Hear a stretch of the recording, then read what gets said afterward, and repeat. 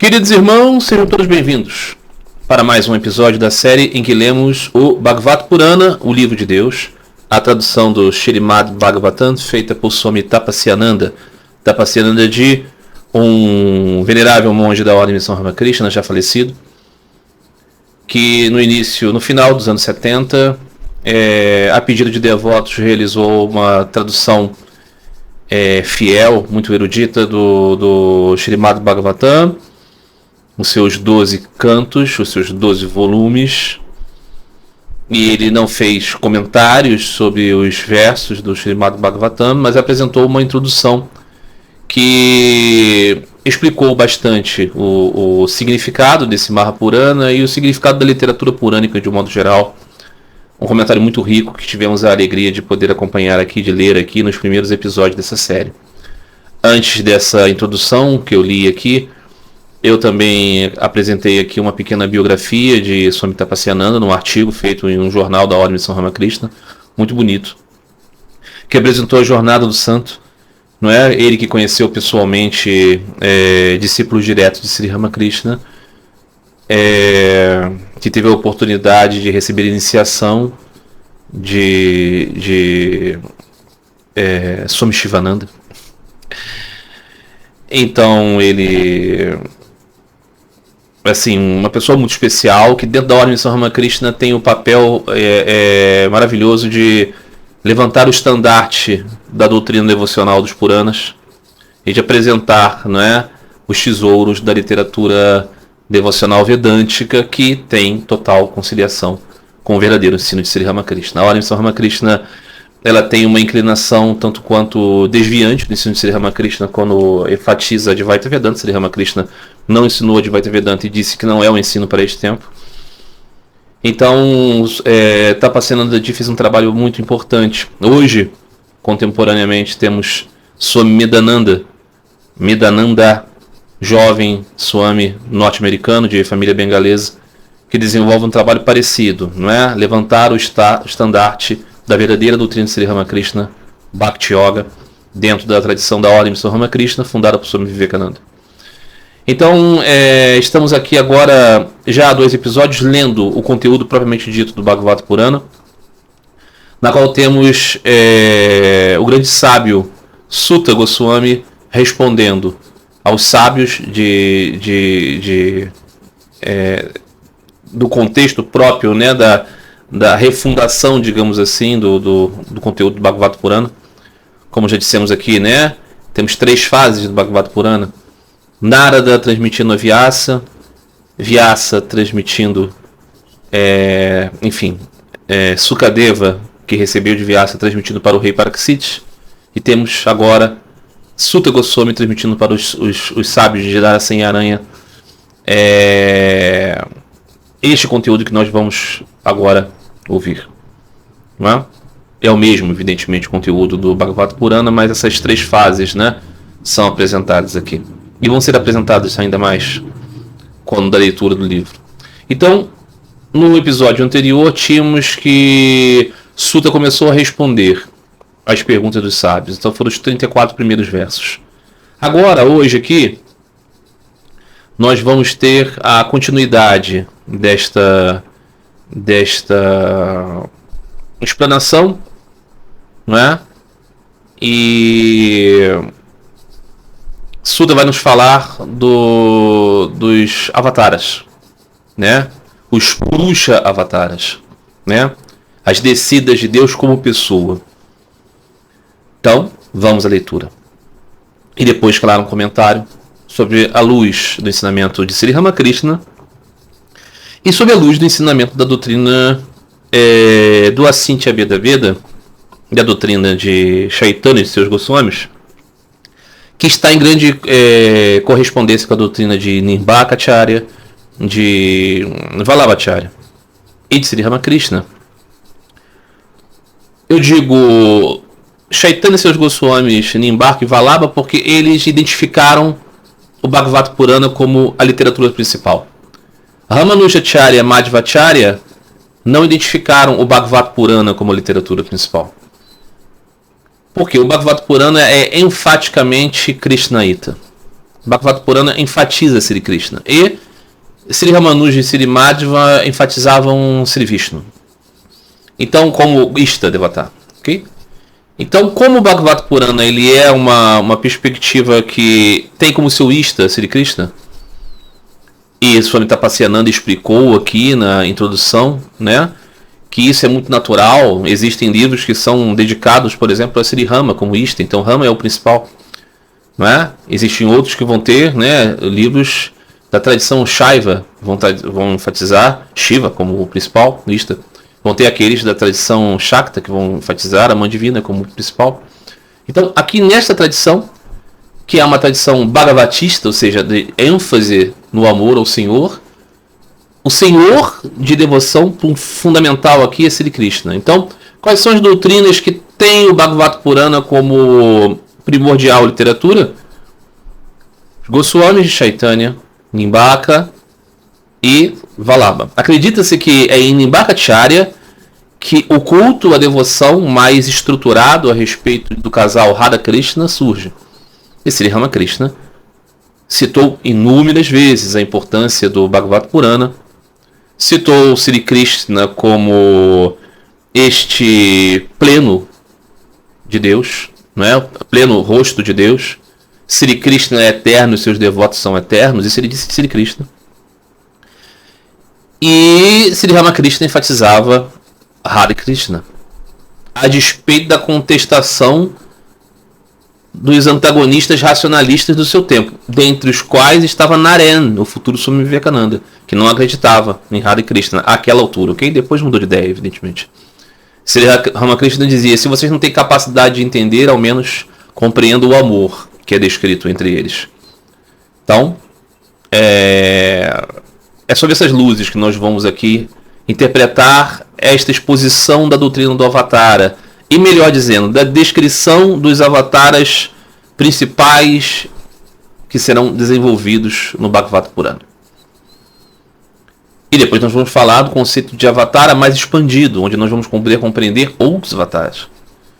Muito bem, vamos lá, meus amigos, a leitura. Os Purusha Avataras, versos 1 a 5.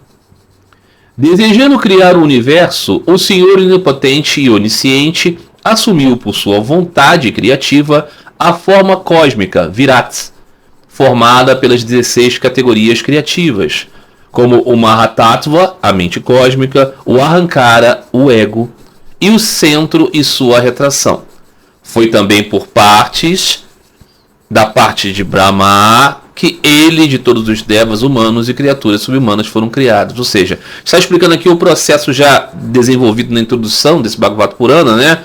De como se dá a criação, a destruição e criação eterna dos universos transitórios. É Deus que se infunde em sua Prakriti, formando todas as características, inclusive as personalidades, a lógica do mundo, a lei do karma, os ciclos. Muito bem. Dele, de Bhagavan, que assim se manifestou imerso em sono iógico e repousando nas águas causais, originou-se Brahma, o demiurgo, e criador assentado sobre o lótus que brota de seu umbigo. Aqui a clássica cena, né? Temos Vishnu deitado numa cama de serpentes, Anantasesha, e os seus pés são acariciados por uma bela mulher, que é Lakshmi, a deusa da fortuna, a representação da Prakriti, da natureza, de tudo que vemos, a Shakti do Senhor, o seu poder, sempre com ele, é o seu poder, acaricia os seus pés como forma desta relação íntima, intrínseca e ainda assim, né, que contém dois em um. E do umbigo de Vishnu brota um lótus, e do lótus surge uma figura de 4 faces que é Brahma, o demiurgo, ou seja, o criador de todos os universos. Aqui nessa perspectiva, o criador de todos os universos é uma personificação do poder de Deus. É nos membros da forma cósmica do Senhor, que é pura e poderosa por ser formada de pura sattva, sem a menor mancha de rajas e tamas, que estão situadas as 14 loucas ou esferas. Ou seja, como falávamos aqui na introdução, e eu recomendo muito que vocês, quem não tenha ouvido, vá lá nos episódios anteriores para ouvir a introdução de Swami Tapasyananda. Vai esclarecer muitos pontos aqui. Eu não vou poder voltar a eles constantemente. Posso apenas fazer essa menção. Isso já foi explicado. Lá ele dizia que o universo expandido, ele é em 14 dimensões. Podemos dizer assim, 14 dimensões de um mesmo universo. Ou 14 universos. E todos esses, então, são surgidos dos membros do Senhor. E aqui nós vemos uma correlação com a doutrina de Sri Ramanujacharya, que fala que o universo é o corpo do Senhor, analogicamente. Analogicamente. Então, o corpo do Senhor, que não tem rajas e tamas, ou seja, o Senhor, ele tem as gunas adoráveis. Ele tem a guna perfeita. Ele não tem, como tudo que existe aqui no seu universo, os dois lados da moeda. Ele só tem o lado luminoso. Então, a sua forma é de pura sattva. Não tem rajas e tamas. No Senhor não tem. Dele, então, são geradas as loucas, ou esferas, ou dimensões do universo dual. Sábios com visão espiritual perceberam essa forma do Senhor, despertando admiração com suas incontáveis pernas, coxas, mãos, faces, cabeças, ouvidos, olhos e narizes, bem como seus ornamentos ilimitados como diademas, mantos de seda, brilhos e outras joias. O que está querendo dizer aqui? Que as imagens de Deus, as imagens de Vishnu, as imagens do Supremo, que aparecem aos videntes em todas as eras, e em todos os planetas, em todas as loucas, e que descreve então esta imagem do Senhor, sagrada do Senhor, elas não são invenções artísticas, elas são vislumbres de realidades. Os videntes perceberam isso, e todas as realidades que nós compreendemos aqui, as nossas formas, o nosso ideal de beleza, as características como roupas, coisas, elas estão aqui como uma cópia, como uma sombra da realidade que existe transcendentalmente. Os gregos já tinham alcançado também esta formulação, quando diziam justamente desse mundo aqui como uma pálida referência ao real. Esse Purusha Avatara é a fonte de inúmeras encarnações, assim como do repouso. Ou seja, este Vishnu repousante na cama de serpentes, ele é a fonte das inúmeras encarnações, assim como do repouso. Ou seja, assim como nós temos a ideia, né, de que há atividade e inatividade, a atividade e a inatividade estão nesta forma avatara da pessoa suprema, não é? Então aqui esta passagem está colocando Vishnu, a forma de Vishnu, como a fonte dos avatares. Nós vamos ver que isso aqui vai entrar em certa contradição, como uma afirmação que virá depois. Swami Tapasyananda fala disso na introdução. Ele diz: aqui nós vemos existe uma certa contradição, mas não precisamos entender exatamente como contradição. Eu não vou voltar nisso aqui porque já foi exposto na introdução. Quando aparecer a tal contradição, eu vou fazer menção a isso de novo. Os 23 Lila Avataras, versos 6 a 25.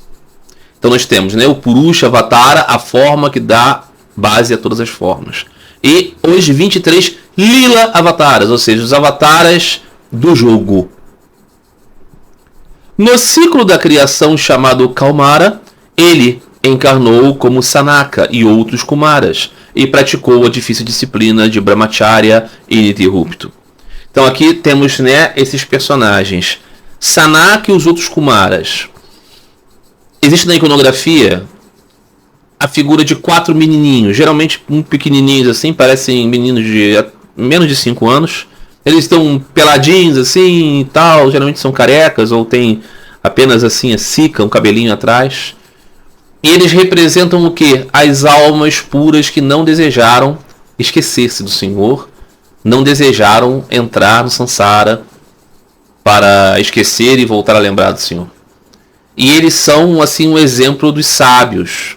Então eles praticaram um eterno brahmacharya, ou seja, são eternamente crianças, eternamente alunos. Quando nós vemos a palavra do Senhor Jesus e a palavra de Sri Ramakrishna dizendo que a condição para se ir ao reino de Deus é ser como uma criança de 5 anos, porque a sabedoria verdadeira do devoto verdadeiro está nessa forma de criança, nós podemos nos lembrar aqui dos Kumaras. Não é? Muito bem. Em seguida, o Senhor, o Senhor dos sacrifícios, manifestou-se como javali cósmico, Vahara, para erguer a terra que havia sido escondida em Rasatala. Aqui são as formas destas manifestações de Deus ao longo das eras. Quando você vai ouvir então que Deus foi um javali cósmico, isso pode ser bastante confuso. Nós vamos explicar o significado de cada uma dessas formas extraordinárias depois, com a perspectiva da própria doutrina Vaishnava dos que consideram o Bhagavata Purana a literatura principal, aludindo aqui que existem tentativas modernas de conectar esses símbolos, essas formas, esses mitos, com ideias da evolução do universo como conhecemos. Então, uma tentativa, né, de dizer como surgiu a vida, então cada forma vai representar essa exposição. Só que é um esforço moderno um tanto quanto inconsistente. Nós não vamos por esse caminho aqui. Na criação dos rishis, ele apareceu como Devarsi Narada e pregou a doutrina devocional do Pancharatra, que liberta o homem do cativeiro do karma. Então o que ele está querendo dizer? Quando ele criou os sábios, dentre os sábios, o mais especial é o Dervish Narada, né? Narada Muni, que prega o quê? A doutrina de Bhakti, que liberta o homem do cativeiro de karma. Que está evidentemente, né, o apontamento Bhakti Yoga do Bhagavata Purana. Pela 4ª vez ele nasceu como gêmeos Nara e Narayana. Ou seja, se vocês estão entendendo, né? No universo que Deus criou, ele infunde a vida, e a vida se multiplica por todos nós. Mas ele mesmo participa do seu jogo de uma forma extraordinária, potencializando essas formas para um serviço especial. Salvar o Dharma, combater a ignorância profunda e nos dar um caminho de retorno para ele. Muito bem. Pela 4ª vez ele nasceu como gêmeos Nara e Narayana, os rishis austeros e filhos de Prajapati Dharma, que praticaram extrema austeridade e mantiveram absoluta serenidade e equilíbrio da mente. No fim, nós vamos comentar sobre cada uma dessas partes. Na 5ª encarnação, ele apareceu como Kapila, o mais notável entre os iluminados, e transmitiu, por meio de Asuri, uma nova exposição da esquecida filosofia do Sankhya. Ou seja, Kapila é o professor do Sankhya, que trata da diferenciação das categorias e da intuição intelectual. O que considera-se aqui? Sankhya está descrevendo justamente a ideia de Purusha e Prakriti como fonte de tudo. Só que entendem os Vaishnavas, entendem a doutrina da devoção, que o verdadeiro Sankhya, ensinado por Kapila, foi distorcido ao longo do tempo, virando uma outra coisa, uma coisa mais impessoal. Às vezes até um tanto quanto ateísta. Então o Sankhya da qual se fala aqui é esse Sankhya que descreve, em termos gerais, o casal divino. Muito bem. Na 6ª ocasião, ele encarnou como Dattatreya, filho de Atri, por Anasuya, e instruiu Alaka, Pralada e outros no conhecimento do Atman. A figura de Dattatreya sempre aparece com um sannyasi de 3 faces, e ele é justamente o instrutor, mais um instrutor do caminho para Deus, não é? Sobretudo o conhecimento de nós como parcelas de Deus. Ainda que ele seja também interpretado de maneiras impessoais e tudo mais, né? Pelo caminho do conhecimento, ele aparece aqui na lista dos avataras. Pela 7ª vez ele encarnou como Yajna, o filho de Rushi e sua esposa Akuti, e reinou como Indra durante o período de Manu e Svayambhuva, junto com a classe dos devas chamados Yamas. A oitava encarnação foi a de Hassaba, filho de Nabi e Meru, para demonstrar o caminho dos Paramahansas, superior a todos os estados de vida. Então, não sei se vocês percebem, né? Ele vai manifestando-se como excelências em cada uma das áreas, né? Como sábio, como asceta, como rei, como Paramahansa, não é? A pedido dos rishis, ele encarnou-se pela 9ª vez como imperador Prito. Essa encarnação é notável pelo fato de que, como Prito, ele ordenou na Terra todos os seus recursos ocultos. Ou seja, está falando aqui sobre uma história imemorial, na qual, através dessa fase, através desse Avatara, que era um grande rei, um rei do mundo inteiro, ele foi meio que desencavando os recursos da vida no mundo, não é? Essa é uma daquelas partes que os adeptos da teoria dos alienígenas do passado vão dizer que isso aqui é evidentemente uma prova de que temos alienígenas descobrindo ferro, ouro, essas coisas. Quando ocorreu o dilúvio de Manvantara, ele tomou a forma do peixe divino, Matsya, e salvou Vaisvata puxando o barco, em cuja forma a terra havia sumido, no qual os Vaisvatas estavam assentados. Aqui está a alusão ao dilúvio universal, que é compartilhado em várias e várias culturas, doutrinas e escrituras, não é? Então também está registrado no Bhagavata Purana que existe um dado momento em que há um dilúvio que varre tudo, mas que alguns sábios, aqui no caso, né, Deus se manifesta como um peixinho, um sábio pega aquele peixe, estranho e misterioso peixe falante, e aquele peixe vai crescendo, crescendo, crescendo até ficar imenso, e ele vê que é a forma do Senhor. E o Senhor pede para ele para separar um grupo de sábios, para reiniciar, não é? A gente conhece isso com outros elementos na tradição de Noé e o dilúvio. Ok? Mais um daqueles pontos em que os teóricos dos alienígenas do passado gostam muito de fazer essas correlações. Sua 11ª encarnação foi como a tartaruga Kurma, sobre cujo dorso repousou o Monte Mandara, usado como vara de agitação quando os Devas e Asuras bateram um oceano de leite. Tudo isso aqui será lido nas histórias do Bhagavata Purana e é apenas uma descrição. Depois eu vou fazer aqui uma exposição simbólica desses elementos. Em sua 12ª encarnação, ele tomou-se como Davantari e emergiu como néctar do oceano de leite. E da 13ª apresentou-se como Mohini, a encantadora donzela, para iludir os Asuras e os Devas a consumir o néctar.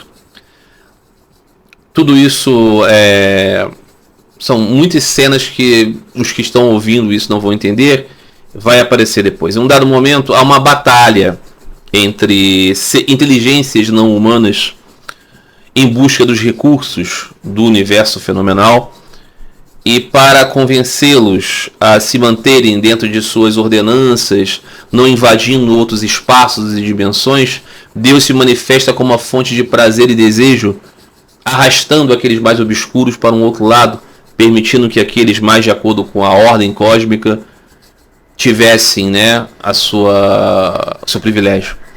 Mas dizendo assim, fica tão hermético quanto simplesmente ler. Então vamos deixar que a leitura disso aqui vai nos conduzindo.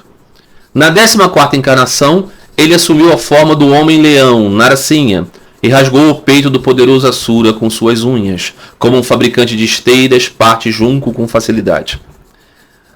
Vamos saber o que é isso no futuro. Assumindo a forma de um anão, Vamana, em sua 15ª encarnação, ele aproximou-se de Bali em seu salão de sacrifícios para pedir 3 passos de terra, mas na realidade para retomar dele os 3 mundos. Também muito bonito, muito legal essa história, mas vamos contar depois. Em sua 16ª encarnação, ele veio como Parashurama, eliminou a tribo dos Cassitrias da terra em 21 campanhas, estando intensamente irado com eles por sua perseguição aos homens santos. Esse Parashurama é uma das manifestações mais tétricas, iconográficas, comparável com algumas cenas de Kali, que é um guerreiro decepando cabeças e tudo mais, e ele é uma encarnação divina. E nós vamos entender por qual razão dessa violência toda. Em seguida, nascido como Parasara em Satyavati, como Vedavyasa. Ele, em sua 17ª encarnação, dividiu a árvore dos Vedas em diversos ramos para adequá-la à inteligência diminuída dos homens. Ou seja, Vyasadeva, o autor dos Vedas, aparece aqui também como uma encarnação de Vishnu. Chama-se Vyasa de a encarnação literária de Deus, né? Nascendo depois em uma família real como Ramachandra, ele realizou os propósitos dos Devas, ou seja, a destruição de Ravana, no decurso do qual realizou muitos feitos maravilhosos, como a construção da ponte sobre o oceano, ou seja, Rama, né? Sri Rama. Na 19ª e 20ª encarnações, ele nasceu como Rama e Krishna, entre os Yadavas, para aliviar o peso da terra. Quando a Idade de Ferro Kali avança, ele nascerá como Buda em Gaia, na terra dos Kitaras, como filho de Ajana, a fim de iludir os inimigos dos Devas. Ou seja, aqui, né, a ideia é que já na era de Kali, já na era da maior ignorância, Buda é um avatar de Vishnu. Em seguida, no final da era de Kali, quando os reis terão se degenerado em meros salteadores, ele, o Senhor, nascerá como Kalki, o filho de um Brahmana chamado Vishnuyasas.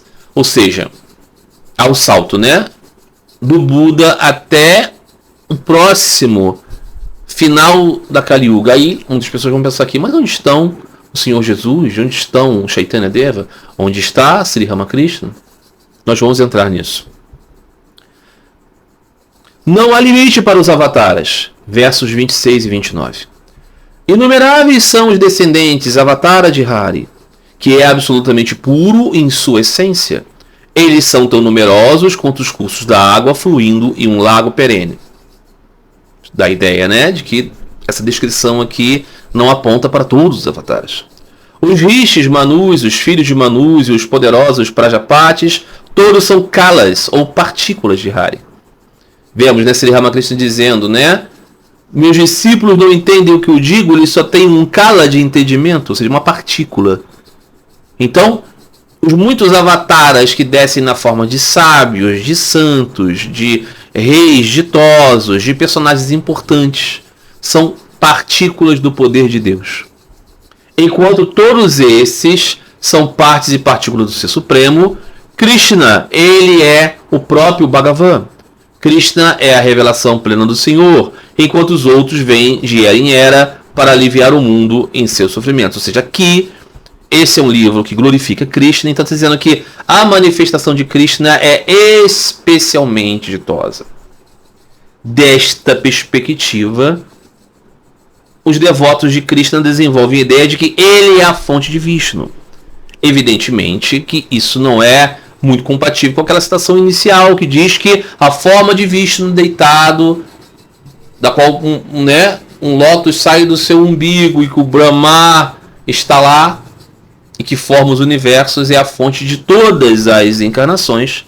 Aqui quando diz que o Avatara Krishna é ele supremo, o que a gente pode entender?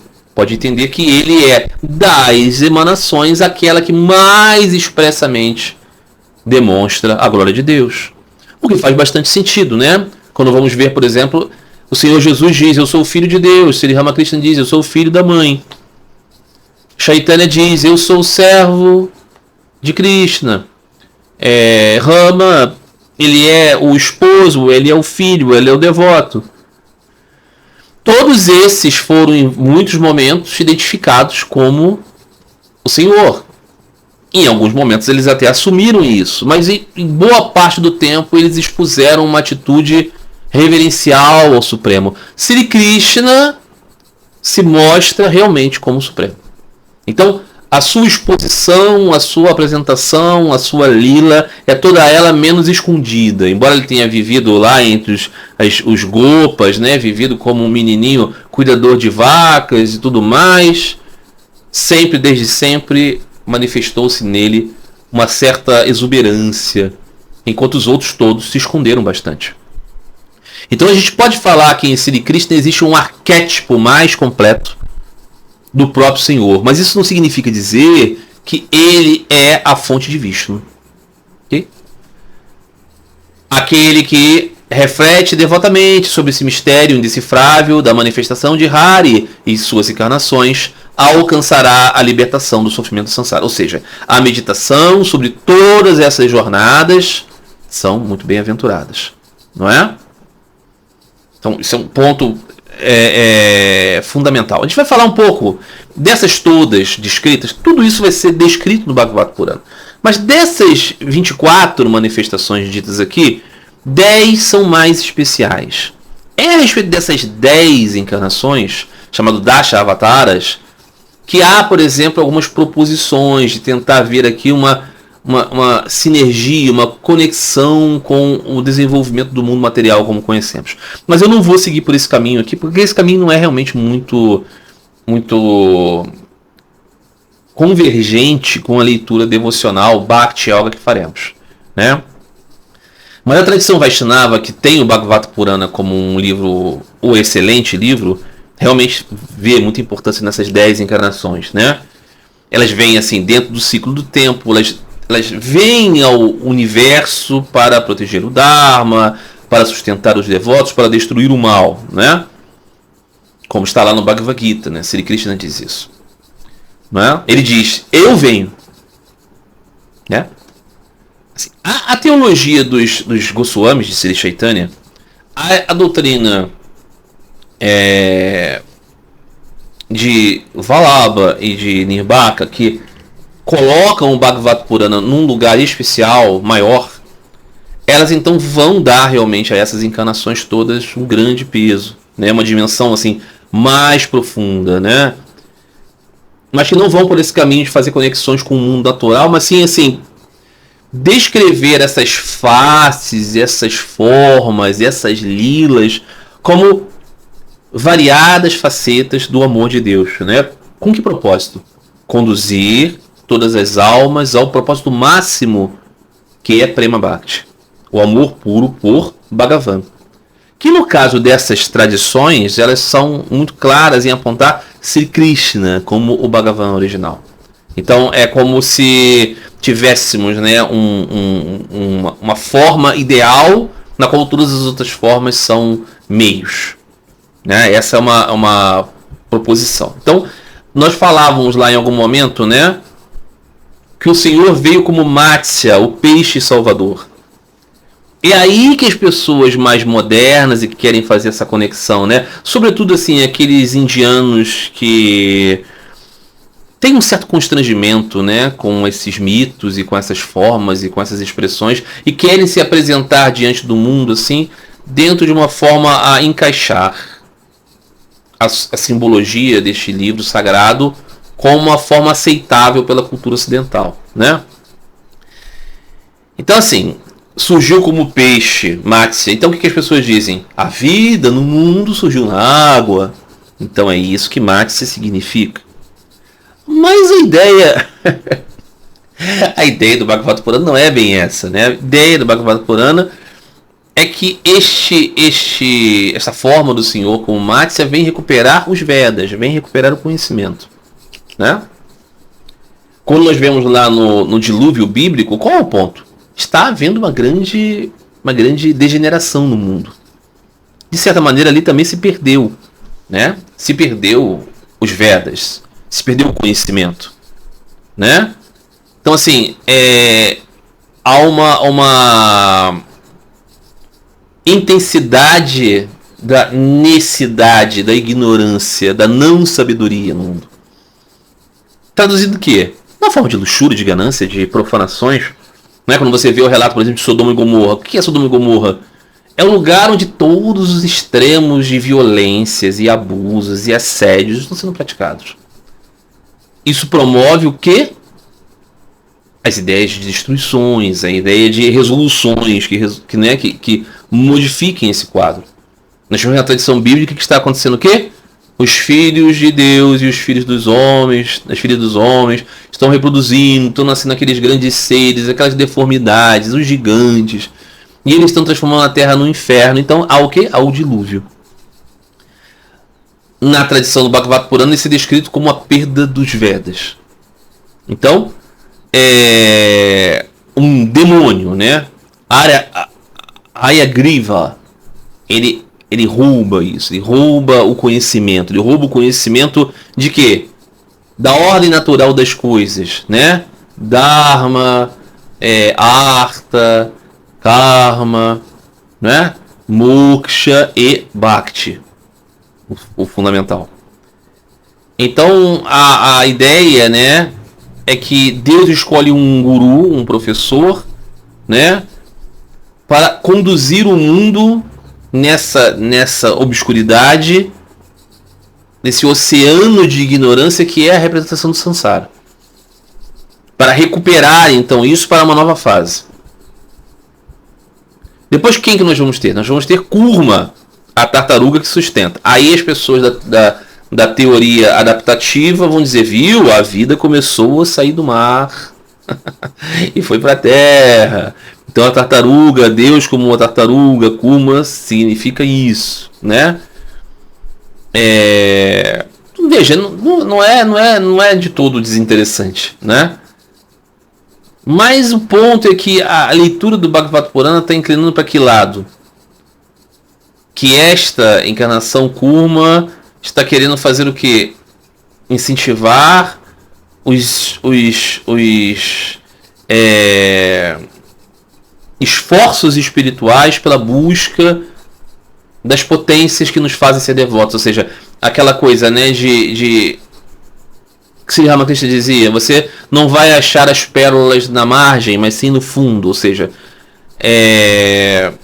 precisamos ir ao profundo da camada do mundo para conseguir as bases da espiritualidade. Então, esse Avatara representaria isso. Não o início da vida dos animais que saíram da água para ir para a terra, porque tudo isso é Sansara. Então você veja que há uma inclinação diferente, né, para cada tentativa de ler esse texto. Uma tentativa assim mais de harmonização com a ciência, né, ocidental, sobretudo, né, ciência moderna, e a outra de ver um fundo espiritual nessas imagens. Vahara, o javali, o redentor da terra, né?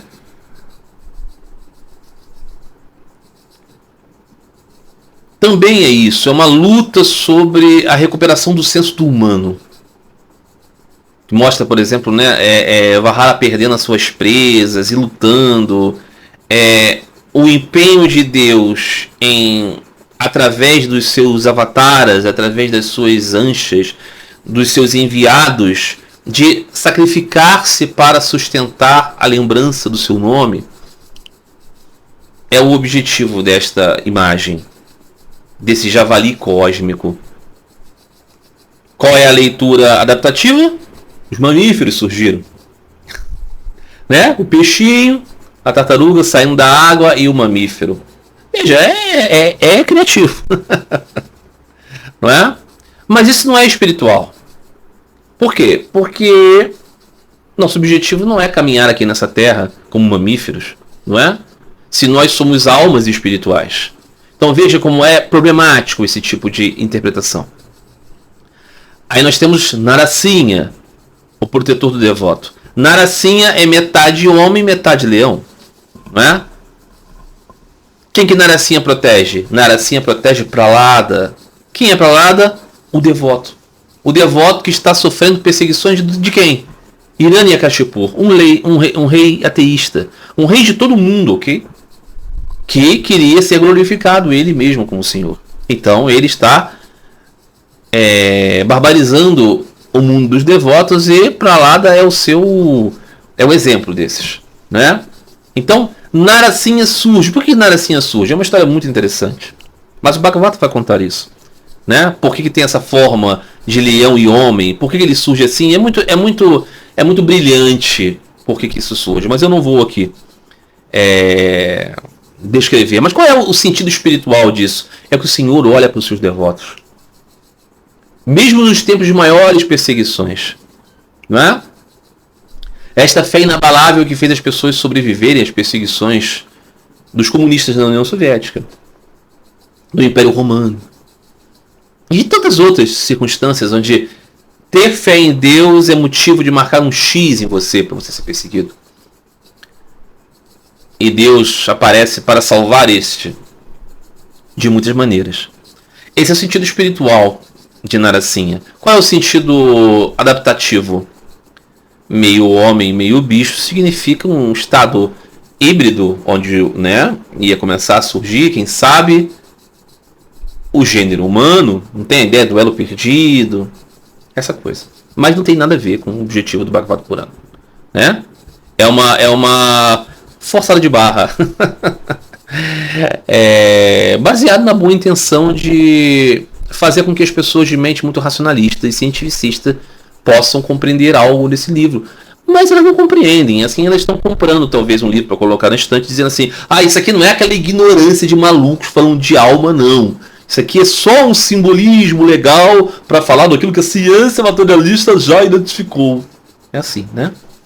Aí depois temos Vamana, o Brahmani, um jovem, né? Um menino Brahmani. Não é menino, né? Na verdade é jovem, mas ele é um anão. É um anão. Né? Então assim, o anão, e anão e Brahmani, ele é a demonstração de um estado de pouco poder. A história na qual ele aparece, ele confronta um rei muito orgulhoso. O rei respeita o Brahmani anão, mas sabe que ele é mais poderoso. E depois ele vai demonstrar que ele não é mais poderoso.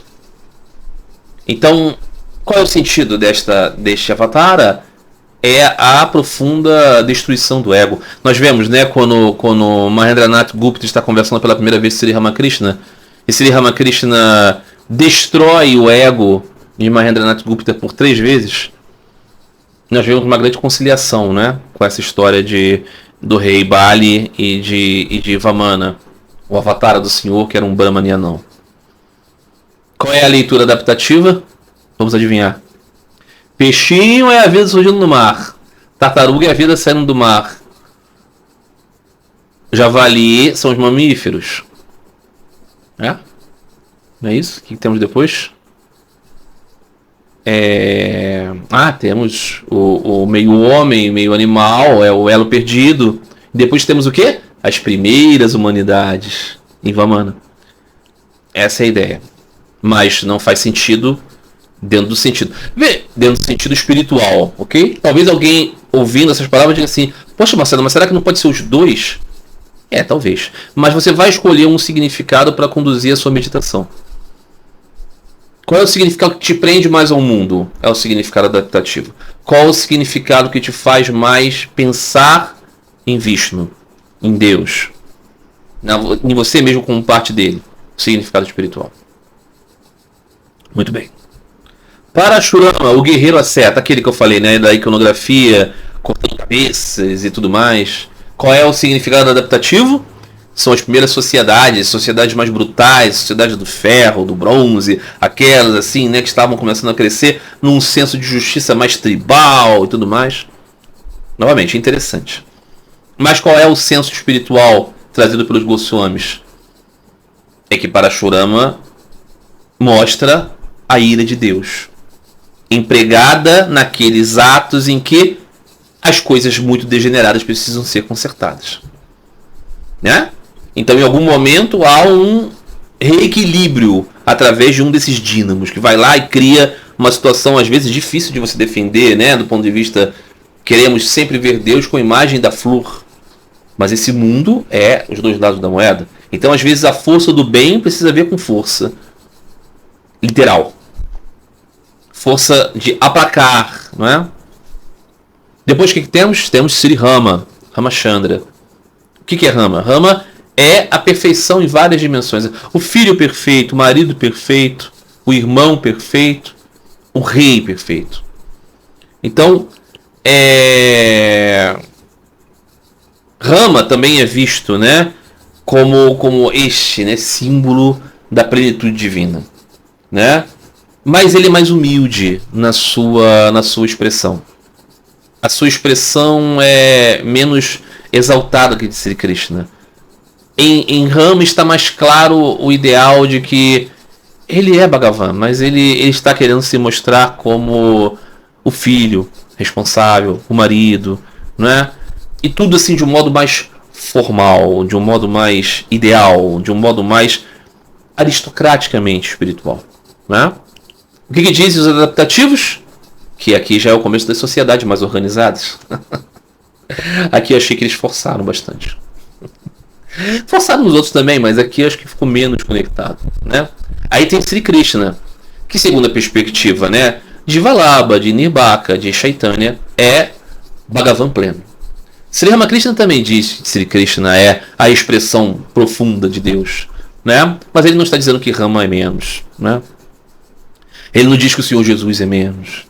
Ele não diz que Chaitanya é menos, né? Sri Ramakrishna não está preocupado muito bem com essas hierarquizações. Mas quando ele fala de Bhagavan Krishna, ele sempre diz como o Supremo, né? Então, nesta perspectiva, Krishna é o avatar, ele é o avatar fundamental, né? Todas as outras formas meio que repousam nele, na sua glória, né? Isso é muito disputado e tal. Qual é o ponto espiritual da Lila de Sri Krishna? É que ele mostra, além de sua glória, mas ele mostra o relacionamento. Em Sri Krishna realmente exalta-se, né, o relacionamento das almas com o Supremo. Sobretudo em Krishna Radha, né? Mas em Krishna e os Gopis, em Krishna e os Gopas, em Krishna e a mãe Yashoda, né? Nós estamos vendo que a Lila é isso, né? Essa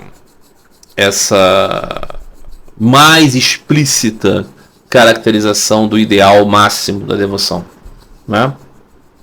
Então, os adaptativos vão dizer que em Sri Krishna está a proposição dos valores naquelas sociedades que vão falar sobre devoção, que vão falar sobre coisas elevadas, né? Ou seja, em Rama representa as sociedades que já se estabilizaram, depois elas vão sublimar, né, certos objetivos, não apenas materiais. Depois nós temos a encarnação do Buda, né? Na perspectiva é muito complicado, porque assim, quando nós pensamos em Buda, nós pensamos numa perspectiva que Deus não faz parte, né? Ainda que o Senhor Buda tenha falado, foi o rei dos deuses, foi o Deus dos deuses que me instou a pregar o Dharma, isso está nas literaturas mais antigas budistas, ok? Veja, o Senhor Buda, ele era um rei, ou seja, ele era da casta dos soberanos e guerreiros. E ele, então, em um dado momento, ele viu as 4 formas do mundo, né? Ele viu a doença, ele viu a pobreza, ele viu a velhice, ele viu a morte. Mas ele viu também a face de um devoto que estava meditando em Deus, de um yogi. E ele falou, eu quero essa alegria. E aí ele busca um meio de descobrir um modo de todas as castas, homens e mulheres, pobres e ricos, possam ter isso. Aquela luz que supera o ciclo de nascimento e morte. Veja, essa perspectiva, ela já existia na cultura no qual o Senhor Buda estava. Então, assim, por muitos sentidos, essa história não tem muito cabimento. De que ele foi descobrir um modo especial. Tá certo. Naquele momento, né, o contexto era de que era tudo muito estruturado a respeito das castas, era tudo muito imóvel. E o que ele queria era um modo que o Shudra e o sem casta pudesse também. Que a mulher também pudesse desenvolver um meio de avançar no processo. Uma certa inquietação com a estrutura, né, muito rígida. Mas ainda assim o objetivo da coisa toda era o mesmo, né? Os Brahmanes pregavam o objetivo final moksha. O Sr. Buda também pregou moksha, só que ele criou uma nova metodologia. Mas qual é o ponto? Ele não aponta para Brahma, a meditação em Brahma. Ele aponta para a percepção da transitoriedade. O Sr. Buda aponta para que percebamos que nós estamos presos ao samsara porque desejamos o Sansara. Na medida que você vai asceticamente se desprendendo dos seus apegos, você vai ter uma clareza para perceber aquele que você é. E aí você vai descobrir a verdade. E a verdade, sim, pode ser Brahma, mas ele não afirma isso. Então, é muito difícil, né, encaixar Buda dentro dessa perspectiva dos avatares quando você pensa nisso. Mas, se nós formos imaginar o estado de profunda degeneração em que estava aquela sociedade de Brahmanes, mas que não cultuavam o Brahman, o Supremo Senhor, não tinham devoção, só tinham formalismos, só tinham, né, apego ao Sansara, nós vamos entender que o remédio do Buda foi necessário. Ele é um pouco parecido, o Senhor Buda, com Shankaracharya, que vai destronar os budismos posteriores para restaurar o culto védico, que vai dar vazão depois para o surgimento dos acharyas devocionais. Então nós vamos perceber que isso aqui é parte do jogo. Mas os Goswamis, a escola dos devotos de Sri Chaitanya, estavam estabelecendo que a grande razão para a vinda do Senhor Buda não era isso. A grande razão da vinda do Senhor Buda era para acabar com a crueldade de sacrifícios animais. Então, ainda que o Senhor Buda fosse aparentemente um impessoalista, digamos assim, né? Um impersonalista, ele era o próprio Senhor fantasiado desta forma para pregar essas coisas. Enfim, vai se desenvolver para aí o estudo do Bhagavata Purana. O que Sri Ramakrishna disse do Senhor Buda? Ele disse algo assim, que o Senhor Buda não era de modo nenhum ateu, mas o que ele podia dizer era o que as pessoas podiam compreender naquele tempo. Então, sem poder transmitir aquilo que viu, as pessoas entenderam errado. Esse é o Sri Ramakrishna. Sri Ramakrishna, então, também acha que o Senhor Buda era muito especial, mas o Sri Ramakrishna não falou muito de Buda, não. Ele falou de Buda quando foi perguntado, e sobretudo porque Narayana, na época, tinha o Senhor Buda como seu vista. Mas é nesse contexto, né, que toda a tradição de Sri Ramakrishna vai tratar. O Senhor Buda é, na melhor das hipóteses, um avatar de Vishnu. E Kalki?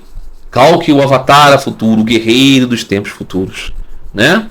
Então, ele manifesta, né, essa aspecto escatológico, né, no final da alma será restaurada. No final do quê? No final da Kali Yuga. Então é sempre cíclico, né?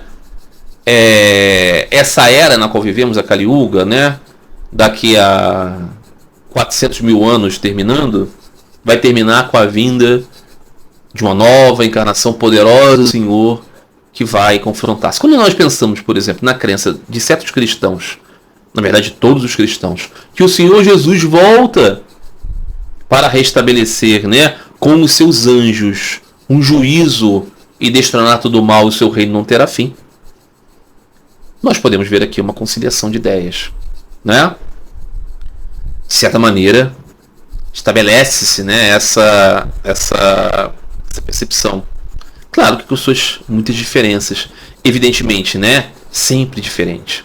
Então, esses avatares principais, né, esses Dasha avataras, nós temos essa consideração de dois lados, né, como vimos, uma idealização tentando conformar-se com a ciência moderna, que nós vemos que é uma balela, e a outra que vai ver um simbolismo espiritual mais profundo que nos faz ter elementos de conduzir a nossa própria jornada.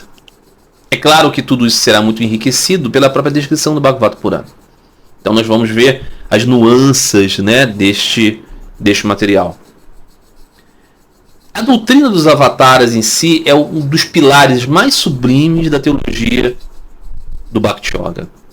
Em Vedanta devocional, né, essa expressão do avatar é um dos elementos fundamentais. Porque elas nos demonstram assim, de modo muito terno, de modo muito misericordioso, a ação do absoluto, do supremo, em direção a quem? Às almas condicionadas. Né? É aquilo que no cristianismo nós temos, né? Deus esvaziou-se e desceu na forma do Filho. Né? Então, quando nós compreendemos aqui, né, a doutrina, né, do Chaitanya Charitartha, né? Sri Krishna, ele próprio é o Bhagavan Supremo. né? Ele é o Purushottama, sem nenhum tipo de milindre se diz isso, né? Então ele manifesta-se dentro de uma expressão humana em benefício de quem? Das almas condicionadas, não é? Então, sem entrar no mérito aqui, né, de entender, né, com os devotos de Sri Chaitanya, vão entender que Krishna é o supremo avatar e tudo mais.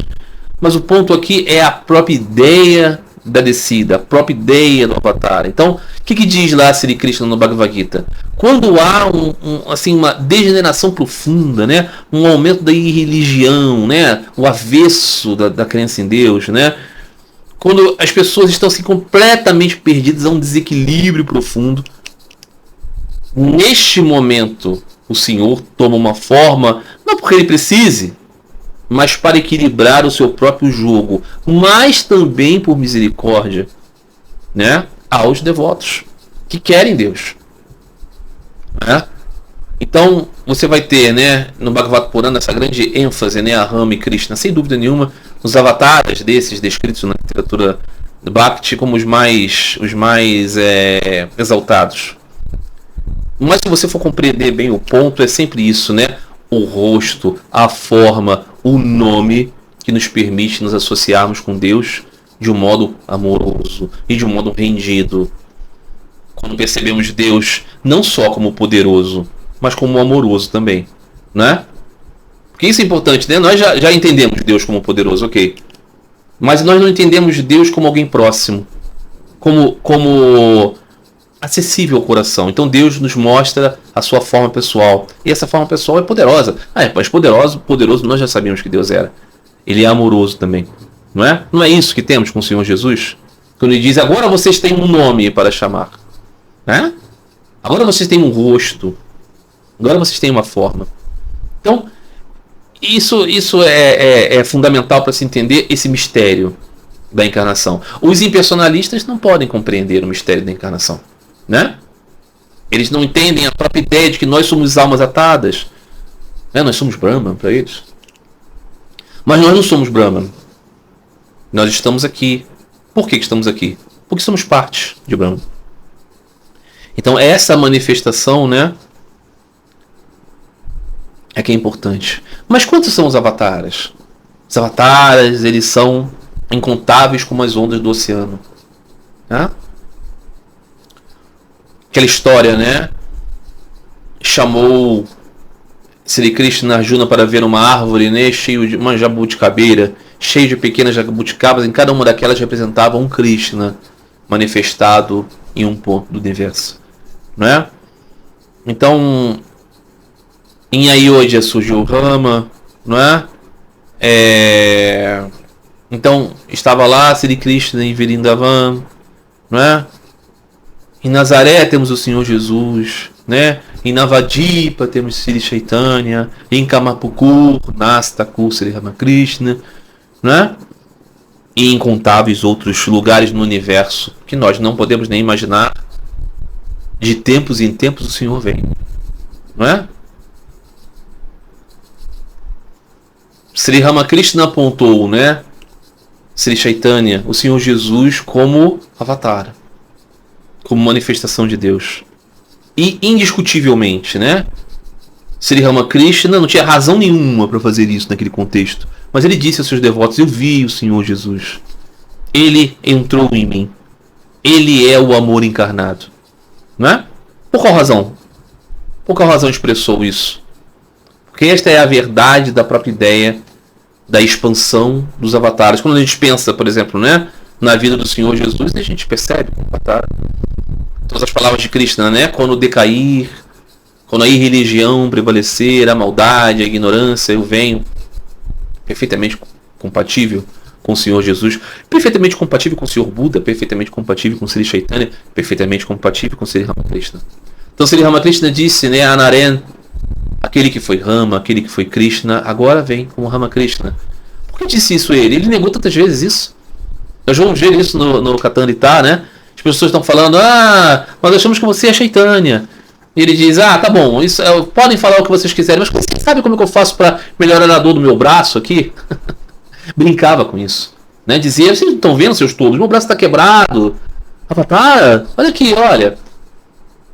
mas no íntimo, quando percebiam quem ele era verdadeiramente, não para se glorificar, mas apenas para dar o prêmio desta revelação, ele dizia: ok, é isso, mas guarda para ti.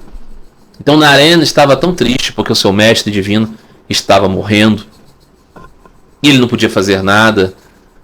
E ele tinha sido tão brigão com Sri Ramakrishna, tinha falado tantas coisas horríveis sobre Kali, sobre Deus, sobre tudo, sobre a sua sabedoria como loucura. E ele estava triste, mas ele queria que Sri Ramakrishna desse uma palavra de autoridade para ele, dissesse: poxa, fale para mim, eu sou este. Então Sri Ramakrishna leu o seu pensamento e disse: seu tolo, se você precisa que eu diga, então está aqui para você. Aquele que foi Rama, aquele que foi Krishna. Com muita dificuldade de falar isso, já nos dias finais. Agora veio como Ramakrishna. Mas aí ele teve forças para dizer: mas não, Naren, no seu sentido vedântico. Não porque todos são, não. Especialmente. Né? Então, qual é a expressão dessa passagem do Bhagavata Purana? É que a própria meditação nos avataras do Senhor, a própria meditação no mistério da descida de Deus, ela é extremamente benéfica. Assim fecha-se, né? Pensar a respeito das emanações de Deus nos avataras é em si forma de deixar o samsara. Se você medita nisso constantemente e passa a amar isso, você se conecta com Deus. Sri Krishna diz no Bhagavad Gita: aquele que teve a possibilidade de reconhecer o meu glorioso nascimento e passatempos transcendentais, esse não retorna mais a esse mundo. É uma informação. Por quê? Porque na doutrina da encarnação não existe assim: Deus é uma energia pessoal. Não. É um ser amoroso que entra na nossa história, que fala a nossa língua, tem a nossa cultura. Não é? Por quê? Por amor. Então é isso, né? Essa constante, né? Contemplação, leituras, cânticos, lágrimas, alegria, por meditar nessas histórias, faz com que a gente se associe a Deus e que a gente se livre de todo esse emaranhado eterno do samsara.